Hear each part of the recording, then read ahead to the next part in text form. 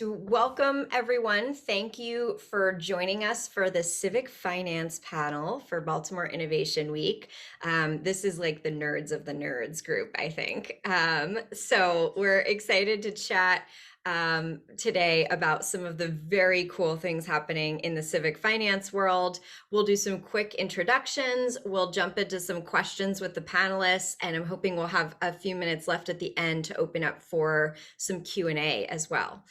Good morning, everyone. My name is Jess Gartner. I am the CEO and founder of Allovue. We are an education finance technology company that is headquartered in Baltimore, but we work with school districts all over the country. And I am thrilled to be joined here by some of my favorite folks in state and city government who are doing fun and exciting things with civic finance. And we thought it would be fun to come together and chat about these things today, because I think Baltimore has a big opportunity and a lot of potential to be a real leader and pioneer in this space. There's already a lot of interesting things going on. There's a lot of need and challenges that can be served by innovation in the civic finance space and the public finance space. And I'm excited for you to hear about some of those things today. So let's kick off with some brief introductions and then we will jump right in. So Brooke, do you want to start us off?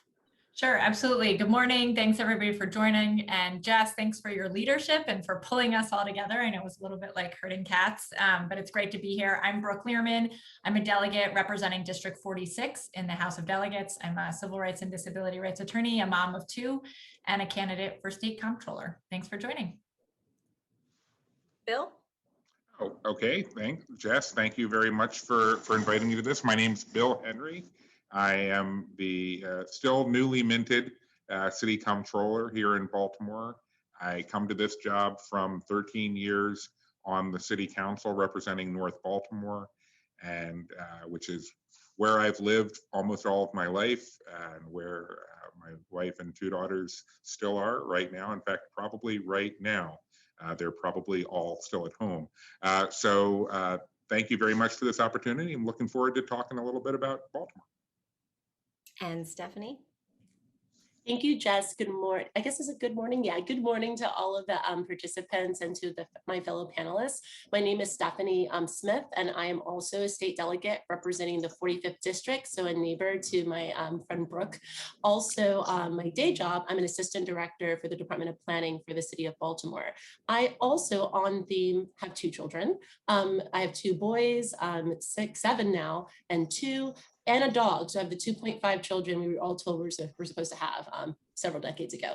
And my mother also lives with us. And I'm really happy to be here. It's a really great topic. And with all the things happening in the federal government, it's a really opportune time to have this discussion. Awesome. Thank you all for being here this morning. I'm going to say to our attendees, feel free to drop some questions in the chat as we go, and I will try to monitor that and either pull things in selectively into the discussion or wait and offer them up at the end. So I'm going to start off with a question for Brooke and Bill. Bill, you recently ran for city comptroller, a position that had been assumed by a 20+ year incumbent. You won. You took office in January, and I had the pleasure of helping on your transition committee, which was a really fun and exciting experience. And Brooke, you recently announced your campaign for state comptroller, which is currently occupied by the now gubernatorial candidate, Peter Franchot. So first of all, can you guys tell us what is a comptroller?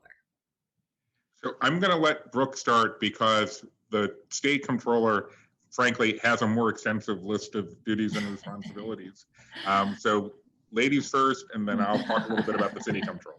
No, thanks. And I'm always interested in hearing the different roles of the different comptrollers. So great question, Jess. So yes, the Maryland State Comptroller is a pretty unique position. Many states have elected treasurers, but not elected comptrollers. But we in Maryland, we like to be different. So we have an elected comptroller three things to remember for everybody out there. First is the state comptroller is one of only three independently elected statewide officials, right? We've got the governor who oversees our agencies, our attorney general who represents us in court, and the state comptroller is really in charge of money. Every dollar in and every dollar out, it goes through the state comptroller's office. It's really important to have somebody who has that statewide bully pulpit to be championing all the things that we're going to be talking about today. Talking about how we build more equitable investment opportunities, how we make sure we're lifting up entrepreneurs, how we make sure that the state and the comptroller's office is working with entrepreneurs to make sure that it's, businesses can start here and stay here, as the title said. So that using that bully pulpit is really important. The second thing to remember is, of course, that every dollar in. That's because I'm running to be the state's next tax collector. But in that role, although of course the General Assembly sets our state tax policy, there's so many things that the comptroller's office can do in terms of administration of the tax policy.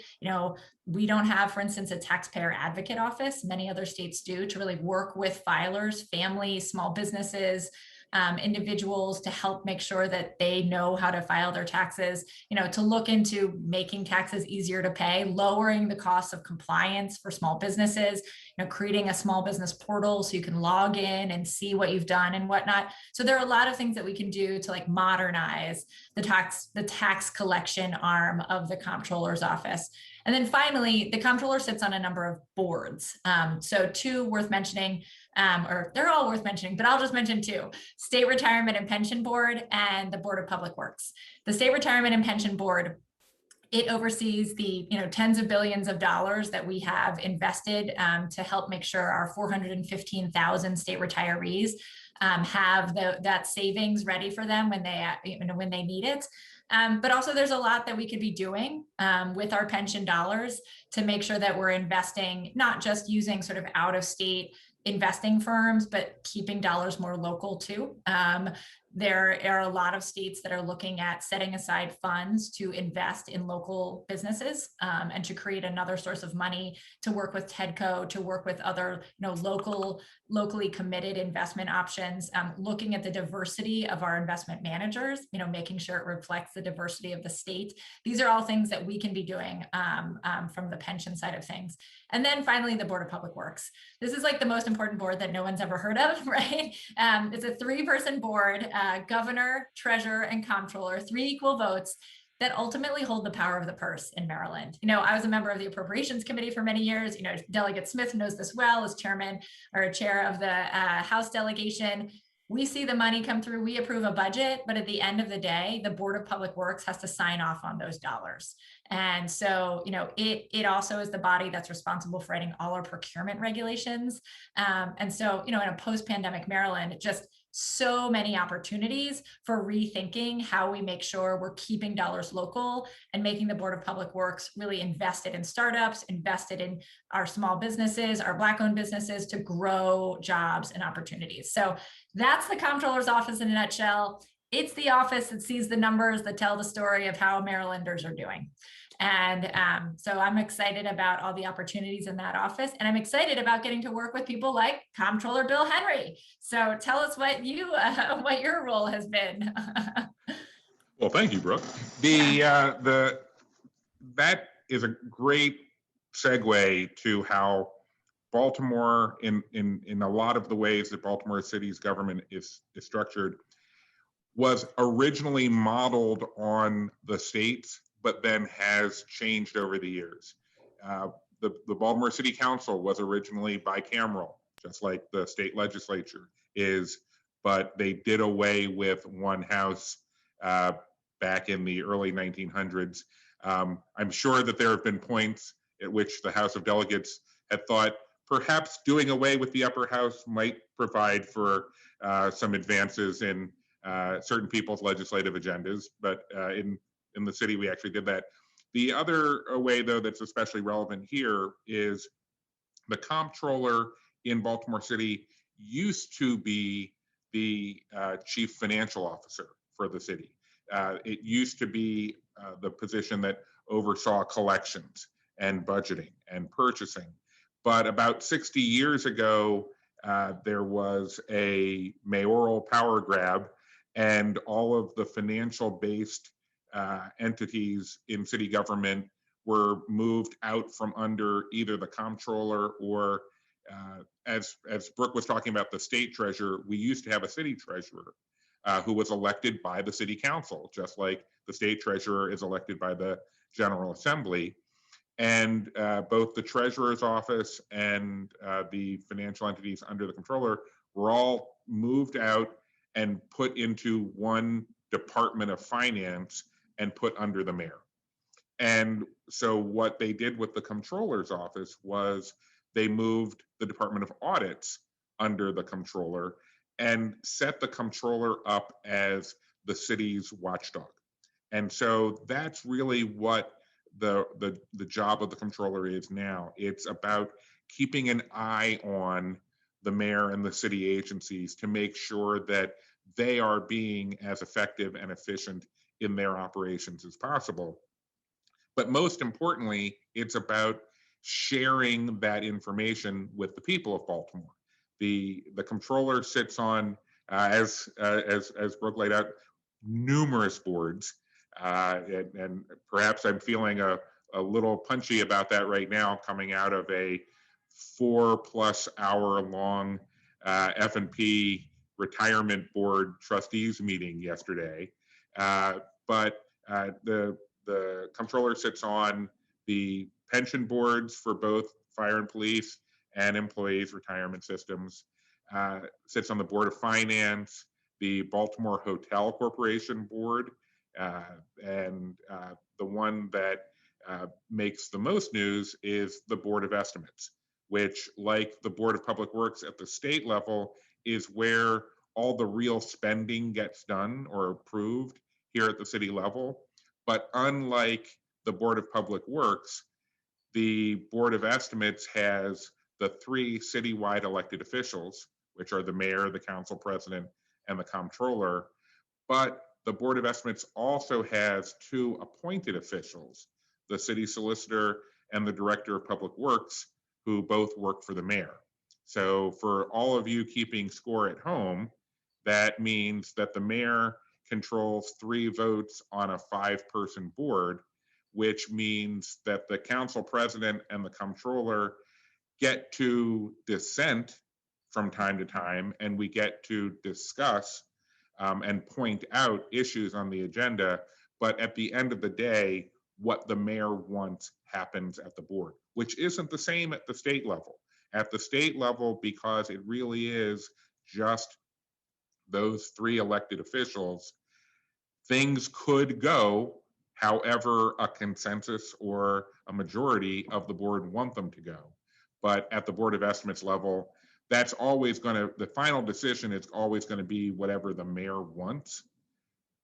But the comptroller and to an extent the council president, they get an opportunity to raise issues. And as I have occasionally said to people, the way that the mayor is structured, the power of the mayor is structured in city government, the mayor does not fear any one other position. There is no one entity in city government that can stop the mayor from doing what the mayor wants to do. The only entity that the mayor fears is the people of Baltimore, because the people of Baltimore are the ones who decide whether or not to re-elect a mayor at the end of their term. And so if you want to keep being mayor, you have to make sure that the decisions you are making and enforcing are going to be ones that at the end of the day, the people are going to be okay with. And that's why the comptroller's job is so important, because if the comptroller isn't committed to taking the information that they learn at the Board of Estimates on the different boards that they sit on, the Department of Audits, which reports to the comptroller, audits 16 key city agencies every 2 years.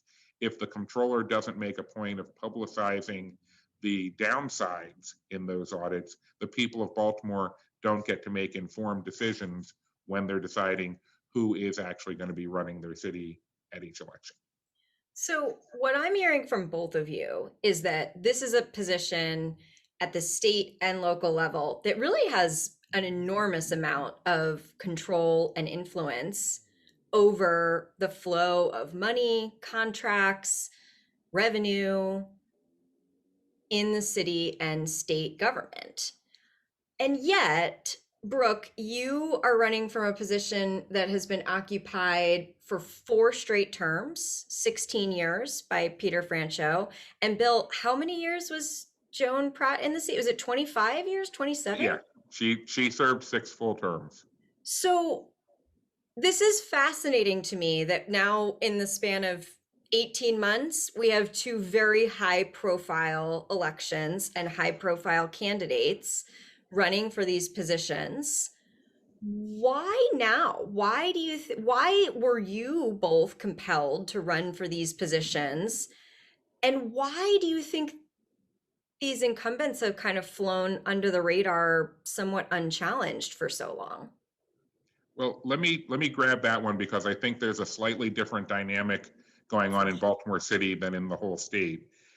In Baltimore City, I'm going to just go right back to 2015 and Freddie Gray and say that that was a real watershed moment for how Baltimore City and the people who live here, how we treat and what we expect of our leaders. Before 2015, if you were an incumbent running for re-election in Baltimore City, unless you had a huge scandal, you were just almost certainly going to get reelected. And what happened after Freddie Gray was people said, you know, we need things to be different. And that includes / requires that the people running city government be different. And so what happened, and you saw this in the 2016 municipal elections, you saw this in the 2018 elections for General Assembly here in Baltimore. We turned over most of the city council in 2016 and got a new mayor. In 2018, we turned over almost the entire Senate delegation and got a lot of new delegates. And then in 2020, we again turned over a big chunk of the city council and got all new citywide elected officials. And I think people recognize that before, if you were an incumbent, you were just going to get put back in. Now the expectation is if you can point to how you're still making things better, if you can point to accomplishments, if you can point to how you've helped the people who elected you, people will give you a return trip. But if you've been an incumbent and can't point to any accomplishments in any way that you've helped, then the voters are going to be more comfortable now with taking a chance on somebody new. Okay, well, you've been there for X number of terms, but when we ask you what you're doing for us, you have nothing to point to. Well, we're going to try this person and see what they can do. And I think, and this is where I think we should segue over to Brooke, because one of the key things for both of us is modernization. In the case of both the current comptroller at the state level and the previous comptroller at the city level, their terms have been a time when information technology really came to the forefront of modern society and how offices work. And I'm not gonna, like, I'll leave the state part to Brooke, but I can tell you here at the city level, and this is a joke for some of my fellow sci-fi fans out there, they were working with stone knives and bear skins here. I mean, the table, actually, you can see the table back there under the painting. That was a typewriter table. You know, that was what I had to use when I first got here. I slid it over to where this computer setup is now, so I'd have a place to put my laptop that could actually reach an outlet, because there was no computer on the comptroller's desk. What, did you want to use the internet or something? And the thing is, for a job like the comptroller's job, which is really about promoting openness and transparency and getting accountability through that, the capabilities of information technology are astounding, and to not have taken advantage of them for so long was something that the voters recognized once a candidate stepped up and pointed that out. And Brooke, what do you think is similar or different with that narrative at the state level? Yeah, I mean, I think, one of the things that I think is a real problem at the state level is that we have seen such a reduction in our state workforce and just cutting. There used to be dozens and dozens of auditors at the comptroller's office, and there's now 12. And, and people, higher level staff have left because of lack of, competitive salaries. There were like bed bugs in the office at State Center, right, at one point. So there are huge issues that we have with our state staff. And, I think all of us believe in government, and we want government to work for people. And we know that, for government to work for people, people have to be paid well, because we have to keep them and attract good folks. And there have to be enough of them. We don't want people to be so overworked that they just burn out and leave. And for the office of the comptroller to work, we have to make sure it has the resources that it needs to work with small businesses and work with individual families, make sure that the people who are auditing, the most complex corporations' taxes have the same skill set that the people who are trying to evade those taxes, have. I also think my vision of the comptroller's office is to really build on the work that Comptroller Francho has done, being out in communities, being really present and proactive. The comptroller's office has 12 field offices all over the state of Maryland. And maybe it's because I live next to a main street or what, and I represent many of them, but I really want those offices to be like hubs in their main street areas, whether it's Salisbury or Cumberland or Baltimore, or College Park, wherever. They need to be sort of a hub in their community where people know, whether it's a faith-based group or a senior center or small business center, that they can get resources there, right, on financial literacy, tax prep. So I want it to continue. I think in a post-pandemic Maryland, like every statewide elected official has to be all in on ensuring that we're building better, that, back to normal is like not an option. So modernization and getting things online and being present and proactive through building out the staff, I think, is what I see. Look, there hasn't been an open seat for state comptroller since 1998. So this is just not like the city office. There's not a lot of turnover. And so this is a really, a key election and a big opportunity, I think, for the state. So it's so interesting that you bring up that staff issue, because from my purview in working with the school districts and seeing what comes up on school district audits and, criticisms and challenges of school districts, one thing you hear a lot is a criticism around bloated bureaucracy, right? Or bloated administrative staff. And I think in many cases, there's been an overcorrection where we've moved these administrative offices to these like skeleton crews. Okay. But then the alternative is like, you don't have the capacity to actually provide the services that those offices are supposed to provide. Right. So I think that, and Bill, I think when we were doing some of the transition committee work, I know some of the conversations we were having was also about, if we can make some of these processes more efficient or automated, we could repurpose what some of the staff is doing manually to be out there in the community, to be taking things to the next level. And so I think that will probably be sort of a hallmark challenge for both of you in figuring out where is that line between adequate capacity but not being bloated, and also figuring out how do we take some of the manual processes that have been taking up FTE time and repurpose that to be more community oriented, more equity oriented, and really take things into the 21st century, 21 years too late, right? We've already gotten started on some of that. One of the things we found when we got here was that, typewriter jokes aside, the agencies that were submitting requests for the Board of Estimates to be approved, and some weeks that's hundreds of pages, they were literally being required by this office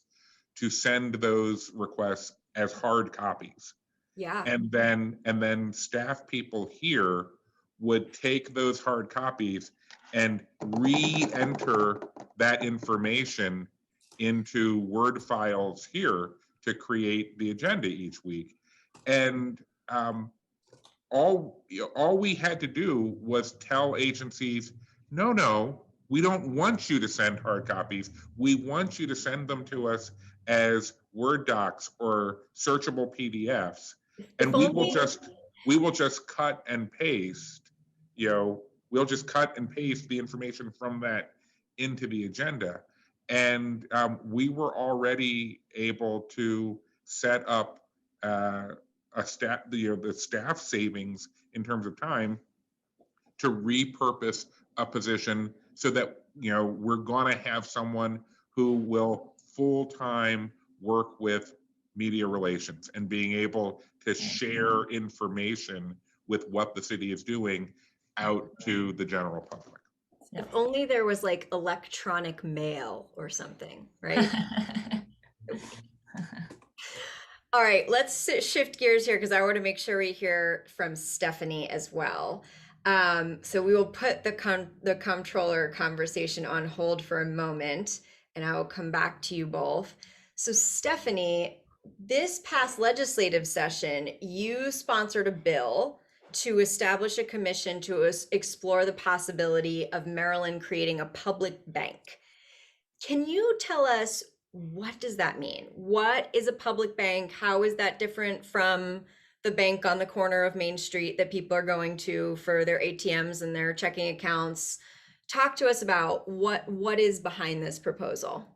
Thank you. Happy to do so. So a public bank is a bank that is, principally funded by a government entity, be it a state, a city, county, a jurisdiction of that stature. Rather than private investors, which is what a normal bank that most of us probably have accounts with, that's how they're funded. And the reason why that's important is that government entity, and for the purposes of the bill I have, which was state, I'll just use the state, as a fill-in for when I describe it. So in a state public bank, the state would put all of its revenues, tax dollars received, everything inside of this public bank. And it would also be allowed to borrow money against this bank. And the bank would still have to have officers, and those officers would have to report to a commission to ensure that there was, no conflicts of interest, that the bank was making decisions consistent with sound, fiscal and banking principles. But most importantly, there would not be these exorbitant, kind of bonuses, for those officers, or, other spending on kind of the marketing, ads, all those things that, for-profit traditional banks are paying. That public bank would not operate that way. Now, in the United States, there has been versions of public banking that exist. They kind of look different than maybe what I was proposing, but they could be incorporated. For example, I believe between about 1911 and the late 60s, we had the US Postal Bank, right? Which provided opportunities, particularly for people in rural environments and sometimes underserved urban environments, opportunities to basically bank via the post office. The most well-known state public bank would be North Dakota. It is a banker's bank. So it's not really engaged in personal banking for, just regular consumers generally. It's really supporting all of the local and community banks in their state to ensure that those banks can maybe take even bigger risks.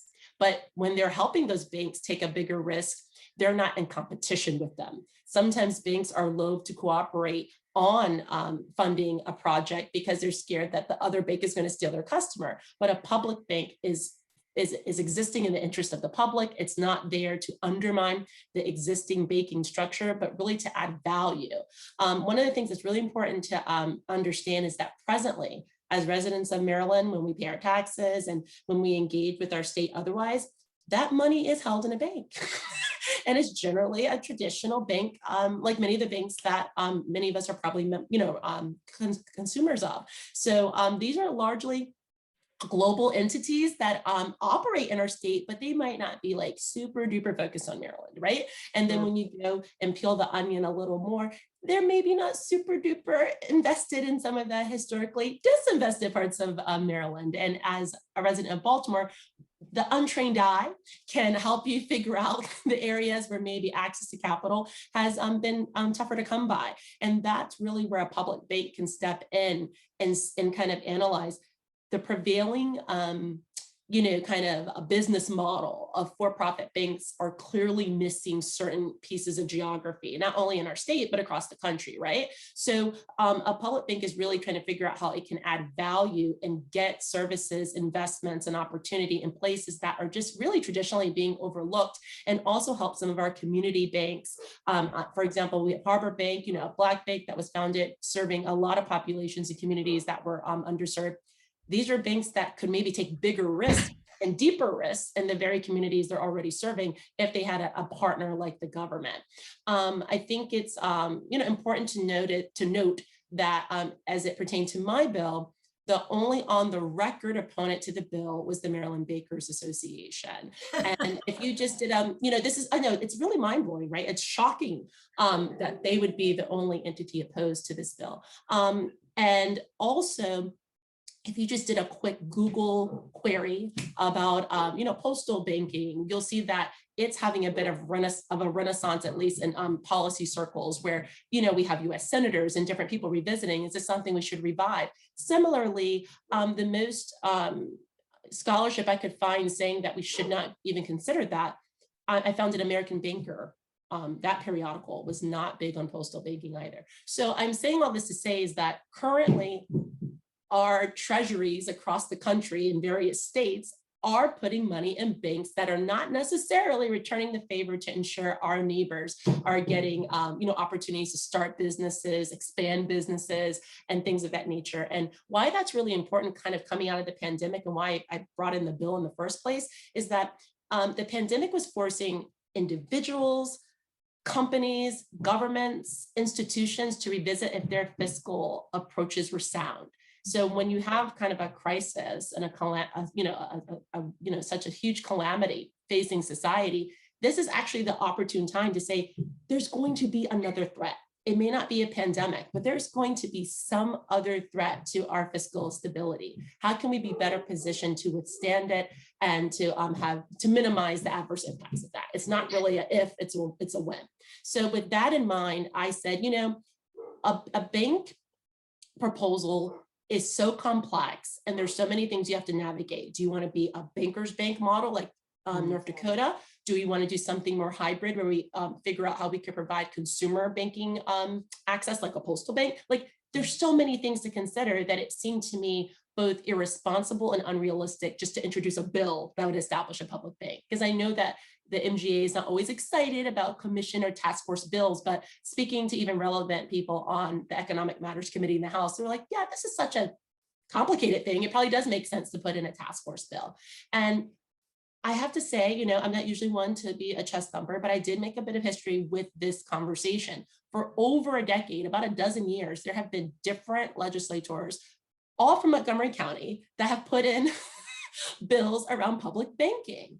And they never, ever make it out of the committee, whether it's in the House or the Senate. So this was the first time this session that a bill like this addressing public banking made it out of any chamber.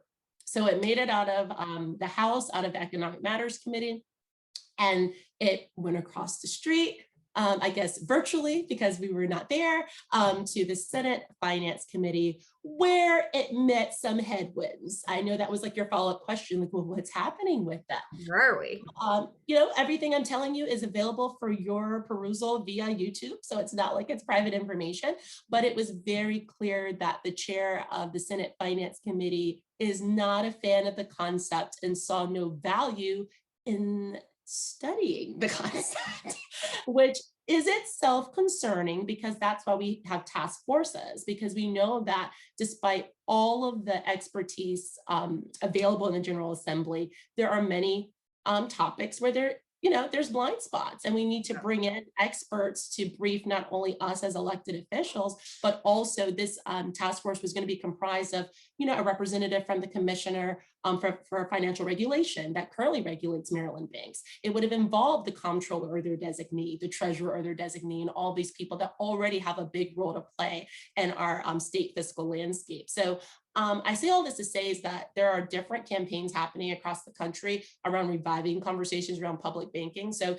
this is just my first battle. The war is still on. I still think that this is worth discussing, because one of the things that came up in my House hearing, it also came up in the Senate hearing when, again, the only vocal opposition was from the Maryland Bankers Association, is if you're so certain that a public bank would have no value for Maryland, then why are you threatened by any exploration of the topic? It should essentially confirm what you are so zealously conveying to us, is that it won't be beneficial. And I remember someone asked, why don't you want me to know more?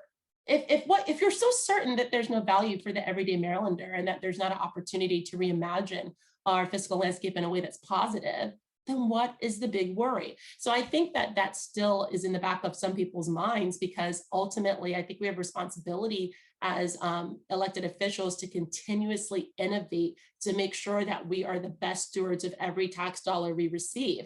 I think that's actually our responsibility. It's not like, oh, that's kind of cool that you want to innovate. No, that's your job to always figure out the best way. And again, this might be a little part of me. I'm a Myers-Briggs ENTJ person. I'm always unsatisfied. So I feel like everything could always be better. I change recipes I've made for decades. You know what I mean? I'm always like, it could be better. So I just think that for me, we have a marker. We've gotten through one chamber. We've established that enough people can see that this has at least value to explore. We're just going to do some more heavy lifting and some more education in the interim to make sure that our Senate, comrades understand that this is not about designing something at odds with the existing private banking system. Is actually to add value at places they're already not going and places they're already not serving. It's not really the threat they think it is. And for the benefit of your attendees, when you look at what's in our state coffers and you look at the types of banks that are holding our state dollars, it is really a pittance compared to their overall portfolio. These aren't the kinds of things that bring them to their knees. These are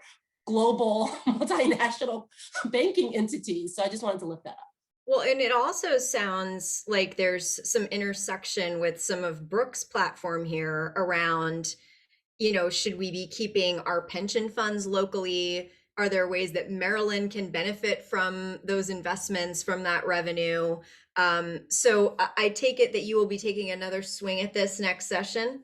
Absolutely. And for what it's worth, even the current comptroller was on the record in support of the bill.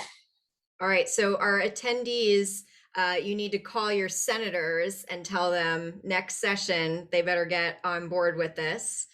And we do have a question from a panelist here. Eileen has asked, how do you view the benefits of the public bank of a public bank versus strengthening local CDFIs? I don't think they have to actually be mutually exclusive. I honestly believe that we can do both. I know that, Bill understands the value of CDFIs, and quite frankly, Maryland hasn't done enough to strengthen our CDFI landscape. And that was something that came up. I know initially, for example, not exactly on point to your question, but related, credit unions were at first wondering, do I want to support this bill? But when one of the things that I talked to them about is that, there's a lot of things that we could be doing to expand access. Like right now, credit unions can't hold those state dollars like banks can, right? So they're being excluded from being another option. And so when they realized that they could both be on the commission and kind of lift up the ways that they could add value to this conversation, they realized this isn't actually competing with what we're doing. It just enriches the environment where we could be in partnership and doing a lot of great things that we just currently don't have the capacity to do. So then they were like, yeah, let's not oppose it. This isn't that bad. And I think that CDFI similarly could find support from a public bank, not be at odds with one.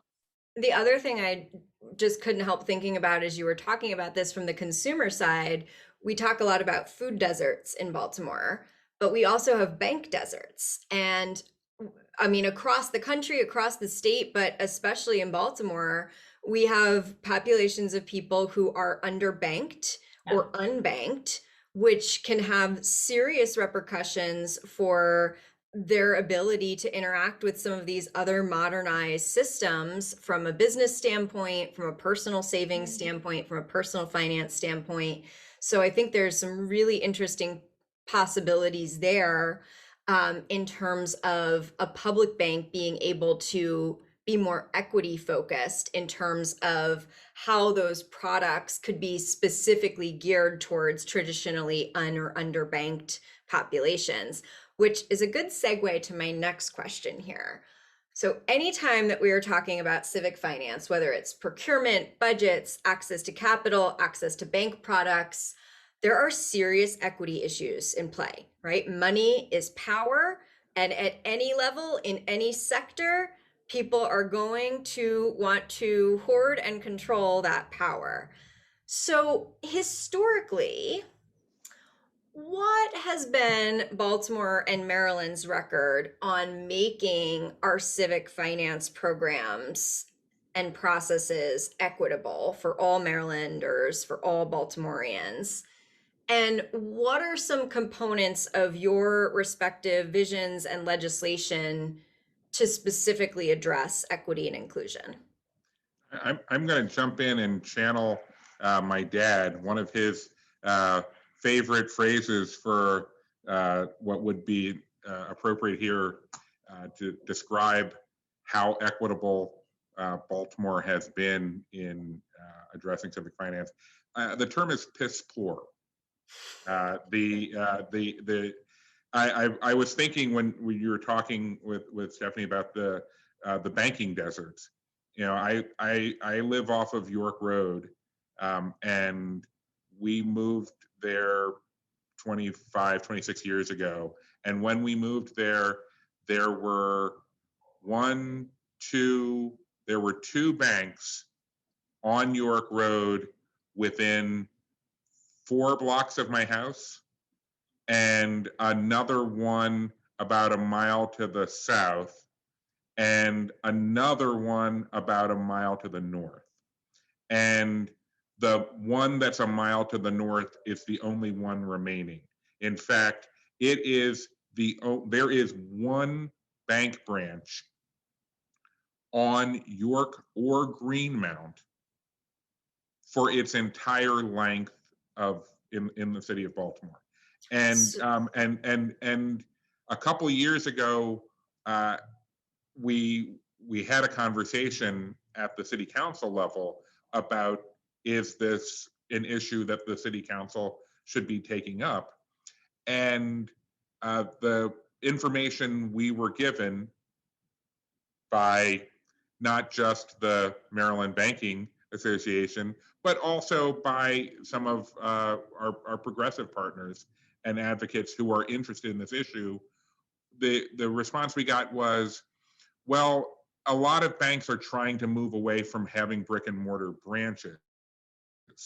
And what we really need to be doing is getting more of the population that's already bank hesitant, get more people into online banking and being willing to bank on their phones. And that would be an easier strategy to pursue than trying to get banks to reopen or open new bank branches. And so I leaned into that for a little while. And then I don't know how many of you noticed, a new big national bank came to town in the last year. And where did they, they didn't put up billboards saying, hey, go download our app. They put up billboards, spotlighting the fact that they were opening branches. And in at least 2 of the places where they opened branches literally within a block of another bank branch, an existing bank branch. And Bill, what's so fascinating about this conversation to me is the intersection of so many different challenges in our city, because one, a mile, so that's a 45-minute round trip walk since, or what, a 2-hour wait for the bus with our excellent private transportation options.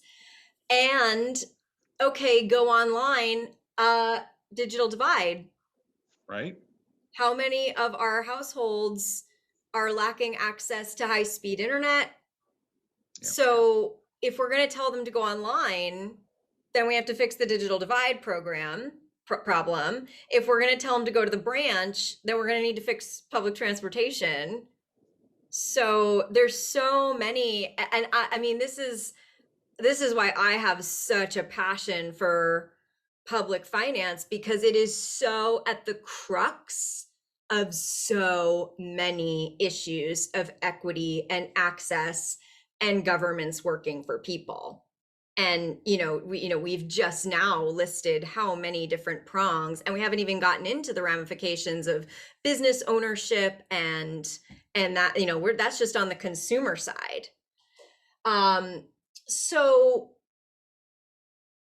Stephanie, I know you have specifically talked about some of the equity issues here in your legislation.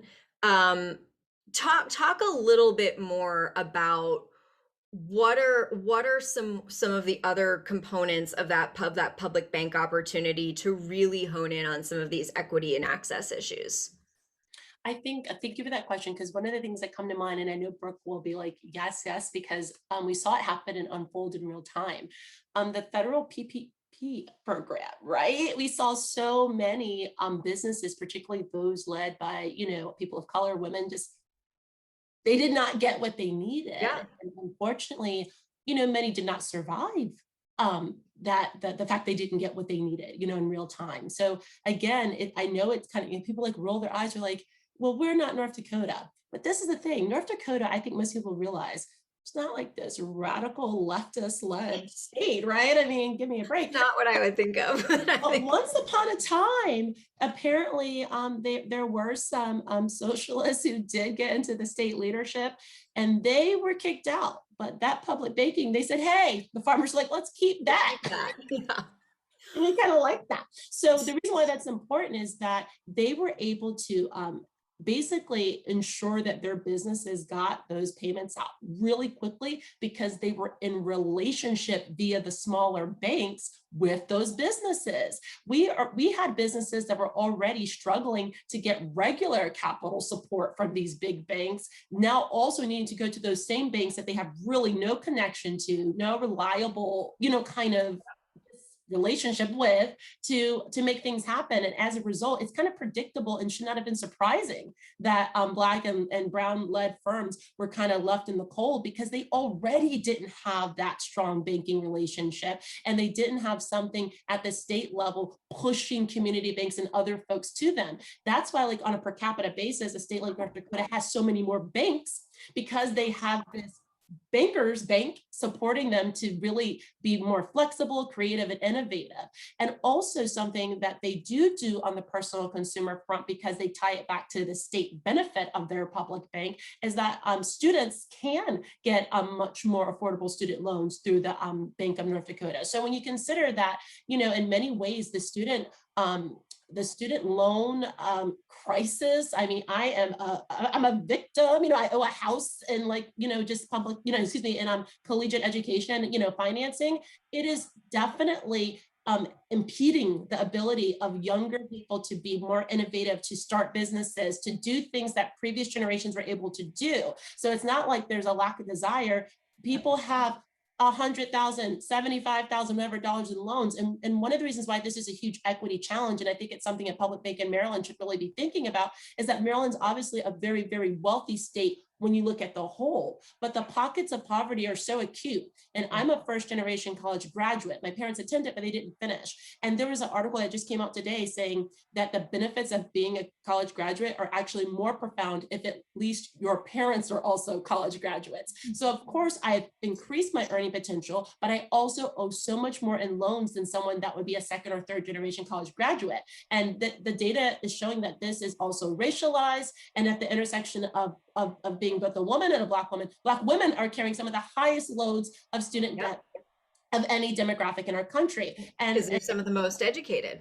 Exactly, but you see, it was at a cost. Yeah. And one of the things Professor Melissa Harris Perry said when she came to Morgan a few years ago, and it stuck with me because it really impacts your ability to be flexible. She said that data was showing that college educated Black folks, that their children were unlikely to match their success educationally, but that their nieces and nephews would do better. So think about it. I have a lot of friends that are childless, right? But they're able to be super auntie, and because they're college educated, they're helping other family members that maybe don't have as much education. So they don't, their paychecks are not just for them. So when I see national policy discussing people's just salaries and why they shouldn't be included in student relief debt, it's very clear that there's some cultural, demographic blinders on where they don't realize that for some people, $75,000 belongs all to them because their parents paid off their college education. And for people, they're helping their parents and everybody else. Yes, there's elder care, you know, families. Yeah, I mean, you are preaching to the choir. As a, you know, my day job is running a small business, and we have been banking with a startup friendly national bank. And when I tried to submit my PPP application in a moment of crisis, so frustrating. It was not that friendly. And we did not get the first tranche, the first round. And I panicked. And thank God I had met Marianne Scully, the CEO of Howard Bank, at a meeting about the Kirwan Commission. And I emailed her in a panic and I said, I don't know what to do. I desperately need help. I mean, we work with school districts. Our business stopped overnight. And I said, I don't know what to do. This, you know, my bank is not helping me. And she said, come over here. We will get you set up. We moved our entire business over to Howard Bank. Within a week, they had helped process the PPP for us. They were totally hands-on, got us what we needed. And not an exaggeration to say it probably saved my company, if not many jobs. Right. And so that reality of having, so, you know, and I remember they told me months later, they said, you know, sometimes you need a bank and sometimes you need a banker, and you need somebody who can be there to support you as a local business.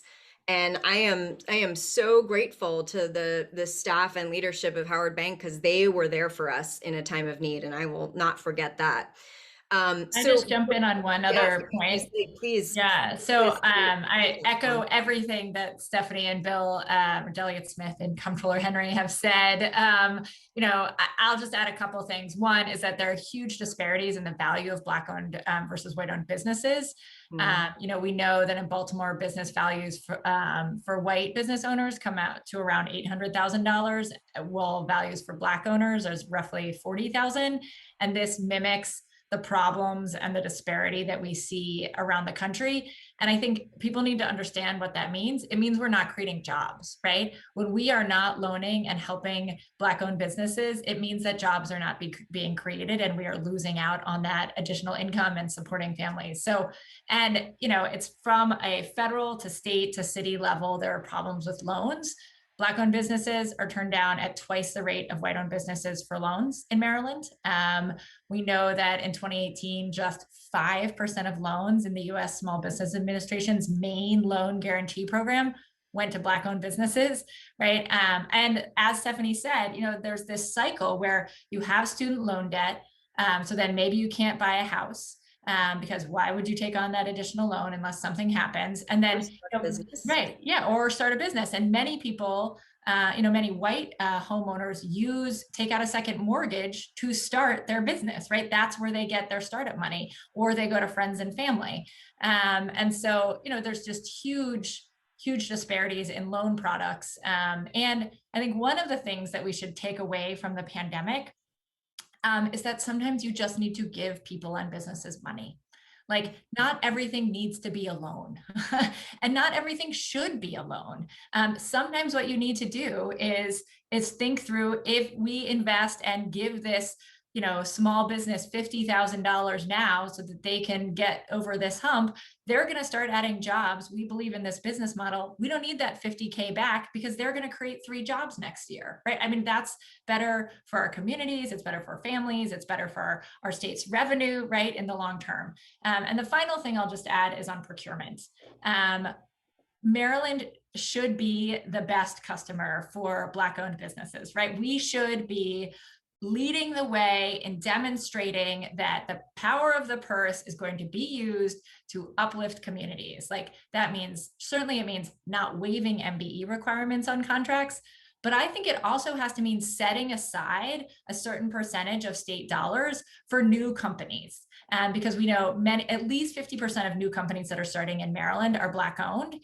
And so setting aside dollars for them, especially now that we've seen so many Black-owned businesses fail in a post-pandemic, setting aside dollars for them, those new businesses, help them grow, make sure our state dollars are staying in state.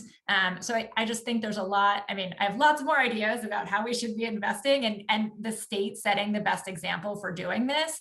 But I think those are just some key things to keep in mind about how the state could be a real leader in building up these communities.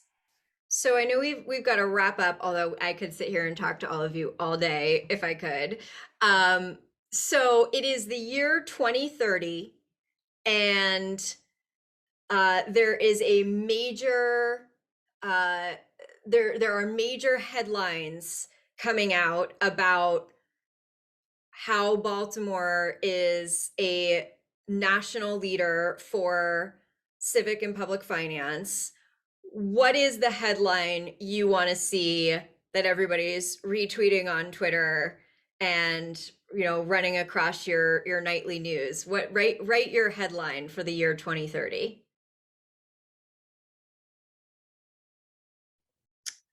I don't know what my exact headline would be, but I think it would be something like Maryland or Baltimore, right? Best place in America to start and grow businesses for Black, Latino, and for immigrant, and women business owners. Like, come here, like, this is the place, right? Like, it has demonstrated that, like, we have tools to start these companies. We have state and city support to do this. And so, Forbes or Wall Street Journal or whoever says, like, wow, like, Baltimore has become the place, right? Like, this is where everyone's going now. Like, see you later, San Francisco. Go build your Boston, unicorn like, in Baltimore. Go to Baltimore. And, I know Upsurge Baltimore and others are focused on that, but I think we could do that in Maryland. We have the tools here and the people, the smarts. Yeah, right. I don't know that I could do a good headline of it, but I want to reinforce the idea that in order to get to that place, there is no one silver bullet. We have to do a lot of things differently and better than we're doing them now. And we've talked about a lot of those things today. I love the state-owned banking idea, the idea of a public bank. 25 years ago, my former colleague, Mary Pat Clark, tried really hard to get the city to start its own auto insurance company, because with a lot, and as I was listening to your description of the positives of a public bank, it felt very familiar that a lot of them were the same positives of a publicly owned insurance company that would save money from not having to advertise and pay huge bonuses, and pass those savings on to Baltimoreans who get discriminated against just for living in Baltimore for their auto insurance. But public banking, If we could, Jess, you mentioned the digital divide. Closing the digital divide really is at the foundation of making a lot of other things better. My hope is that either the city or the state will use a big chunk of the American Rescue Plan funds to really build significant municipal broadband infrastructure. That is something that stimulates the economy in the short term, but then pays benefits forever. I mean, imagine if we could tell businesses that are thinking about moving to Baltimore, hey, wherever you choose to locate in Baltimore, we're going to make sure you have access to high-speed internet at better rates than what necessarily the current monopoly can provide. Baltimore closes digital divide sounds like a pretty good headline to me. That would be a great Hopefully it headline. won't take till 2030, maybe Yeah. 2023. I have, maybe y'all can help me wordsmith, but we all know the famous Raj Shetty study that showed that Baltimore children ranked last in social mobility, right? So if you think about all the things we're talking about, that headline, I don't know exactly how many cities were on the list, but I would love to hear that we're halfway up that list from dead last based on the types of innovations we've described that created just a more fruitful neighborhood experience and just a better quality of life for people being born in our city. We want them to, if they're in poverty, to escape it and to stay out of it. And we have to give everyone the tools, which is a thriving economic, recreational, educational landscape, but it all comes back, as Jess said, to the money. We have to have the money to make those investments. So that would be, to me, a breathtaking accomplishment to really kind of have that kind of limited social mobility we currently have for children born in poverty in Baltimore. All right, so maybe my headline can help with that. My headline would be, new study shows $1 trillion in K-12 education spending is working for every student in the country, especially in Baltimore. Thank you all so much for joining. This has been a great conversation. We should make this like a monthly thing. So fun. Thank you to our attendees for joining. And if you were not able to join today, hopefully you got a chance to watch the video. And it was great to see you all. And let's go make those headlines reality. Thank you. Thanks, everyone. Take care.